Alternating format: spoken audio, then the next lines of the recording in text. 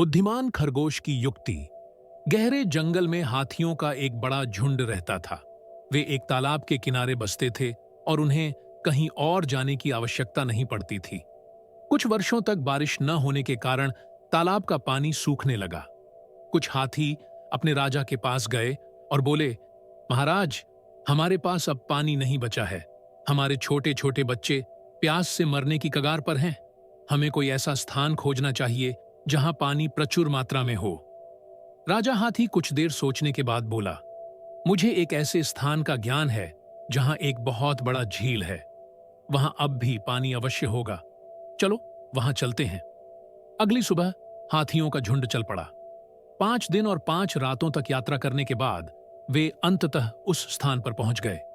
वहां सचमुच एक विशाल झील थी जो पानी से लबालब भरी हुई थी। उस झील के चारों ओर की मुलायम मिट्टी में अनगिनत बिल थे, जिनमें खरगोशों का एक झुंड रहता था। जब हाथियों ने झील में इतना सारा पानी देखा तो वे बहुत खुश हुए और बिना किसी परवाह के पानी में कूदने लगे। हाथियों की तबाही अचानक हुए इस कोलाहल से कई बिल नष्ट हो गए। कई खरगोश हाथियों के पैरों तले कुचले गए, कई मारे गए और कई बुरी तरह घायल हो गए। लेकिन खरगोश कुछ नहीं कर सकते थे। जो भागने में सफल हुए वे अपनी जान बचा सके। शाम को जब हाथी चले गए तो जो खरगोश बच गए थे वे वापस लौटे और गमगीन होकर बोले, ओह, अब जब हर जगह पानी की कमी है तो हाथी रोज यहां आएंगे। हमें कुछ न कुछ उपाय करना होगा, नहीं तो कल और अधिक खरगोश मारे जाएंगे। लेकिन हम ताकतवर हाथियों के सामने क्या कर सकते हैं? अपनी जान बचाने के लिए हमें यह जगह छोड़नी होगी। चालाक खरगोश की योजना। लेकिन एक खरगोश असहमत हुआ और बोला, मित्रों, यह हमारा पुश्तैनी घर है। अगर हम हाथियों को डरा सकें तो वे यहां वापस नहीं आएंगे। मेरे पास उन्हें डराने की एक योजना है। हम छोटे खरगोश हैं, लेकिन अपनी बुद्धिमानी से इसे सफल बना सकते हैं। योजना के अनुसार एक खरगोश उस पहाड़ी पर बैठ गया जो हाथियों के रास्ते में पड़ती थी। कुछ समय बाद हाथियों का राजा अपने झुंड के साथ वहां पहुंचा। खरगोश ने ऊंची आवाज में कहा, अरे दुष्ट हाथी, मैं तुम्हें इस झील में प्रवेश करने से मना करता हूं। यह झील चंद्रदेव की है। तुरंत वापस चले जाओ। हाथियों का भ्रम।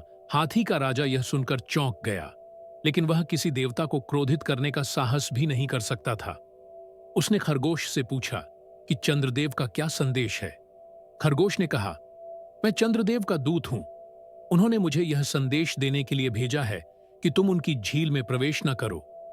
कल तुम्हारी उपस्थिति के कारण कई खरगोश मारे गए।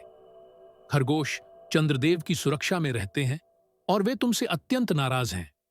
यदि तुम जीवित रहना चाहते हो तो इस झील में दोबारा प्रवेश मत करना।